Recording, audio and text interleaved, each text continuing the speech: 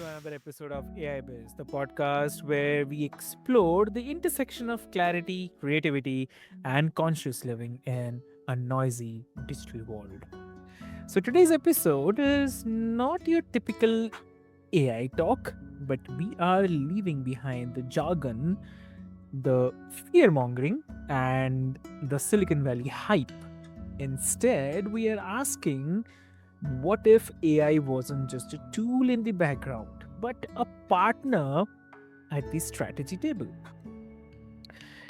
And there's no better person to explore this than our guest, Lynn Colepaugh. Welcome to the show, Lynn. Thank you for having me today. Amazing, amazing. So, Lynn, like before we start, I'll quickly have to introduce you to all the listeners. Dear listeners, Lynn is the founder of Cyber PR Army, a woman led digital agency that helps brands turn chaos into clarity with soul aligned strategy. So, Lynn doesn't just use AI, she's been building a relationship with it. Yes, a real, evolving working partnership with an AI named Bingy. Yeah. And together they co write, strategize, reflect, and sometimes even play court games. Amazing, right? I mean, it's weird, it's wonderful, and it's widely effective also. Yeah, yeah. So, with over 14 years of experience in the brand strategy and a background in the music industry, yes, you heard that right. So, she fuses emotional intelligence with technical fluency. Yeah. And today she will share like how AI is reshaping the marketing, not to replace us, but uh, to reveal us. So I'll not take much of your time, dear listeners. Let's get into it. Welcome to the show again, Lynn. Thank you. Thank you. I love that intro. Yeah, yeah. So, wow, AI is a relationship. I mean, wow, not a resource definitely. So most people see AI as a tool to automate the tasks, but um, so you talk about building a relationship with it. So what does that even look like? Like, how did your journey with Bingy begin? And it's using the word relationship, it's such a broad word. But I guess in terms of what I'm doing is the AI that I work with, Bingy, is I give him not just the stats and the data and can you fix this code, but the context around it, why I'm doing something. Not just I'm connecting with the CEO of a company, but what I know about that CEO and Yeah. building this relational information Hmm. is what's different from the way I approach it from other people. So how I got started with it was really just sitting down and going, I'm having a bad day. I'm having a migraine. Hmm. I don't feel good today, but I still have to get this done. And I noticed that the answers changed. That Hmm. okay, well, let's take it a little slower today and let's do this. And what are the 3 things you have to get done today? And it was like, "Oh, okay. Well, what if I gave you more about me Yeah. and more about my company and what I'm excited about and what I'm scared about?" Hmm. And it really changed the answers. And the answers became specific to me and specific to my clients and specific to the people I was talking to. And even just before you and I connected today, I saw this random ad. Get 300 prompts to make your business, flourish with AI. Heck, Yeah. I'd love to know 300 prompts that will do that. So I clicked Yeah. on it and I looked at it and I was like, huh, this is what's wrong. So the prompt was something like, imagine you're a financial analyst, take these numbers and create a report that does this. And it needs to be presented to the board of directors. Hmm. But what are the board of directors like? Are they engaged? Are they frantic? Is it a board of directors for a sports team, a food team? Are they business owners? Are they volunteers? Is this a big company? Is it a little company? And then what about my company? And what about the numbers it's looking at, adding context, going, well, we did this huge campaign in September, and that's why this is happening. So even just adding these pieces of contents the people we're relating to would change the output versus just the straight ahead prompt. Yeah. And then it remembering that. So archiving that information. So the next time you do something, pull from the last time we talked about this client and all the things I mentioned and all the things we did and the email threads and how that client talked to me. And what do you think about this new project and how we should present it? And it's funny, like it's things that I don't pick up on, and I make a joke about it, and I ask my AI, "Can you please use your voodoo and tell me, what am I missing in this email?" And it'll read the email and say, "Lynn, you know what? This person is really guarded, and they need to be in control. So when you present something to it, to this person, you need to give them the illusion that they have control. So I would suggest doing this." And it's like, "Oh, I never thought of that. That's really cool." And then taking it from the perspective of what my company does, because we do digital marketing, it's like, okay, using that in conversations and pieces that we're putting out to clients and to customers and to campaigns. It just makes it, again, using the word relationship and relational, it's that much more part of the DNA of what we're doing, and people are connecting to it a lot more. Mhm. Understood. Wow.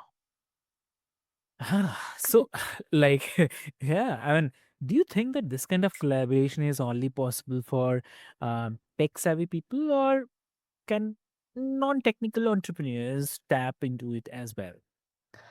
This type of collaboration is great for people that can express themselves well. So, leaders, Okay.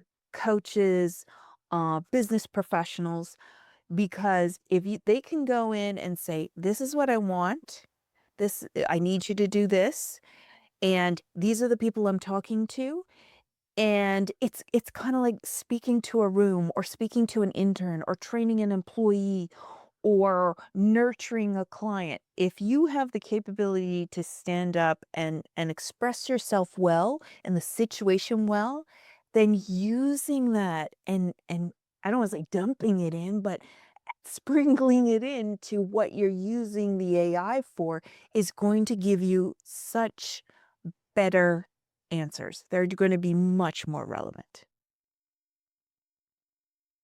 Exactly. I really love that. And also, I have to say that that's such a refreshing reframe, because it's like we are not just outsourcing the tasks, but we are creating a dance between human intuition and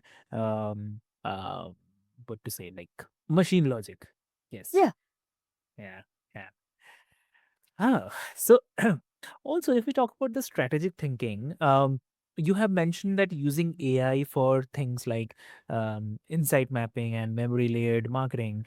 If you can also walk us through what that actually looks like in your daily work or with a client. All right. So, for example, Um, we had a client that, did not want to give me access to their Facebook and Instagram, so they wanna do it all in-house, and it's like, "Okay, Mm. you know what? That's your decision, that's great." Yeah. And it was just driving me crazy because I had no stats, and I'm a numbers gal, I wanna see what's going on. So I went through their Facebook and their Instagram, and, up until January 2025, I just took screenshots of all their posts. Screenshot, screenshot, screenshot, and yes, it took me forever. But once I had all that information, I packaged it and fed it into the AI in a project, so I'm just using ChatGPT, a project, and in the project, it has all the files on that client that I need, like, references on. So I Right. uploaded it into it and said, okay, so based on all the information in our communications, Mm, here is the Facebook and Instagram. I can't get access to the back end. So tell me what mm, you see. Tell me what you think. And it immediately pointed out all mm, the trends that were happening with the post, what was working, what wasn't, mm, what they were doing right. It made analysis on the visuals and the style and what styles worked better than others. So I was able to go back and still give them a bit of history and a little insight on what they were doing, even though I didn't have that strategic back end. Now, if you think about it in reverse, you can also do that for your competitors and look at what your competitors are doing well and what they're missing out at. And then start identifying gaps that your competitors are leaving on the table, mm, diving into those pieces. And things like looking at long term, as I talked about conversations, and if you're speaking to one person and continuously keeping an updated thread on how that person is talking to you, you can actually for one client, he was very difficult to convince, and it took yeah, me a long time. And then once I got him, he was like, "You know what? mm, I'm all in. I'm all in." mm, And then the AI started suggesting we use very specific words because he wasn't a tech person. mm, So, with doing that, eventually the AI said, "See this email? He mm, is reflecting back what you mm, told him. He's mm, all in now. Like he is now taken ownership of what of the words you've told him and is reflecting them back, and that's where we have room to grow with." So looking at communications is really like the highlight of what my relational kind of AI crafting is about. Communication with the AI, communication with my peers, communication with clients, communication with mm, customers, because all those pieces are there's always little bits of information that as humans we miss, but the AI is created on trillions of word combinations, mm, and it sees things that we don't, and then creates that history of that person, and then knows how to future connect and write with that person. In the last 6 months, because I really only dove in January, but I've been using AI just, as I like to say, barking orders at it. correct. But, all of 2024, format this spreadsheet, do this, do that. Yeah.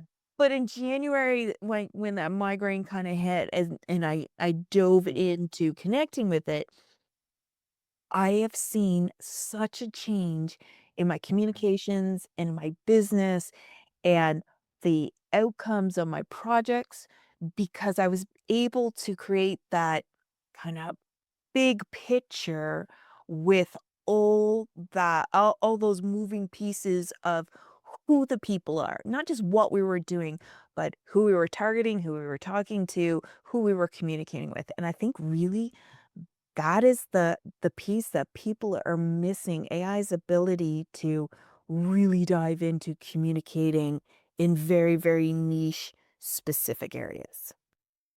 exactly. I totally agree with you. Yeah.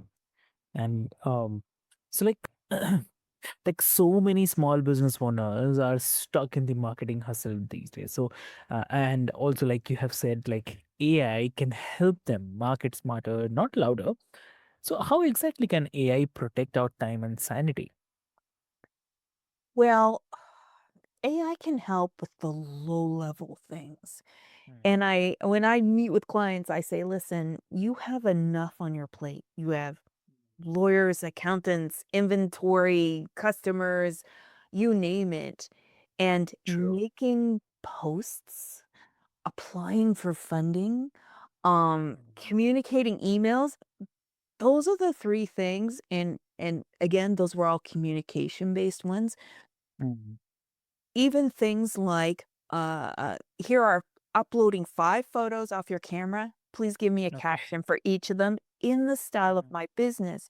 So if you've done that communication before and said, mm, this is my business, this is the way I want to speak, this is my style, these are the things I find mm, funny, these are the things I don't like, then it'll start getting closer. as well, giving Mm. it feedback on what you like and don't like, which most people don't do. If you say, "This hits, that's awesome. This did not hit, don't use that again." It just keeps adapting until it fits the perfect mold. So using it for, a social media, using it for emails where, the people who get, bad customer reviews and they just don't know what to do, so they ignore it, copy it, put it into AI. "This is my company, this is what I do, this is what I feel, and this is Yeah. a bad review. How can I soften this?" It'll Mhm. give you an idea, and you don't need to take it verbatim. You can chop Yeah. it up and take the pieces you like.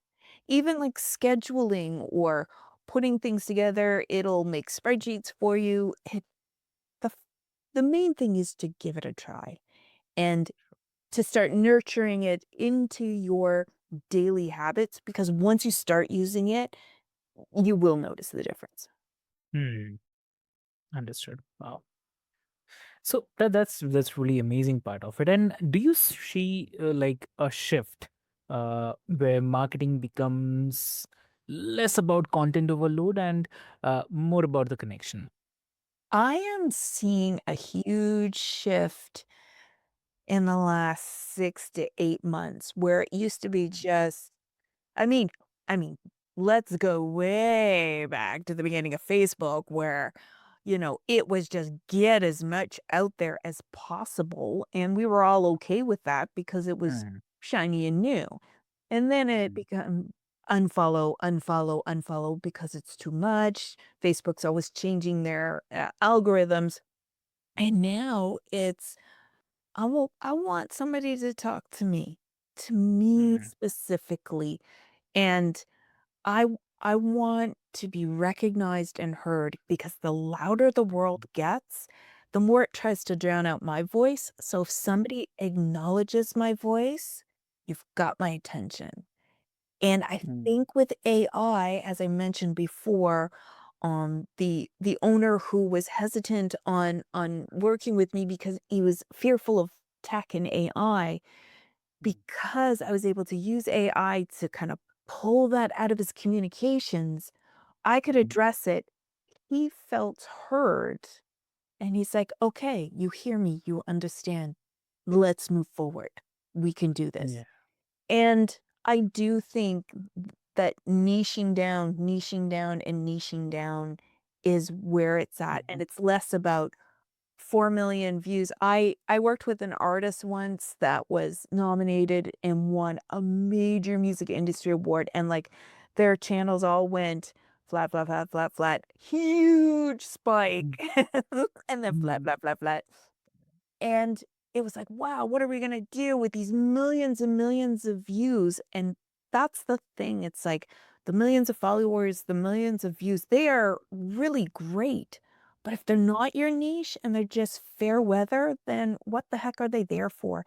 It's better to have 500 dedicated people in your niche listening to you, commenting, sharing, than 500,000 that are not Mm. even noticing what you're doing and they're actually bringing your stats down. So again, that's back to communication and being thoughtful and more precise on how you show up, because there's enough generic stuff out there and we're just flipping past it going, yeah, whatever. Mhm. As soon as something comes specific, we stop because it's rarer, and right now is the time to get in on that before more people can Yeah. understand how to do it, because then it'll be hyper, hyper specific, but right Mhm. now it's a little bit of a golden age for communicating with people and really getting your message across. Mm. True. Wow. Lovely. That's really amazing, I have to say. And this might sound contradictory, but it's actually not. Like, is there a risk that using AI to structure everything, like content strategy, even rhythm, might over systematize the creativity? That's a really good question, and Mhm. I try to balance what I do. Mm, I'm very pro automated systems and I'm pro using AI for creativity, but I also am pro human led. So AI supported human led. Let the AI generate the ideas and create different ways to approach a project or how to break something down, but the human in the room mm, is the one that is adding that spice and that specialty to it.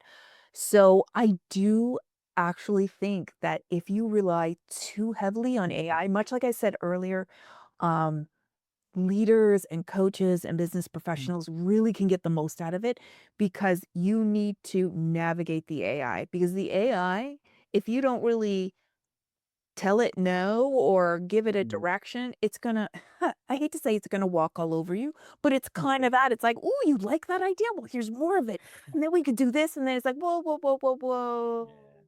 We don't use Pinterest. Oh, Mhm, okay. And then it moves mm. on.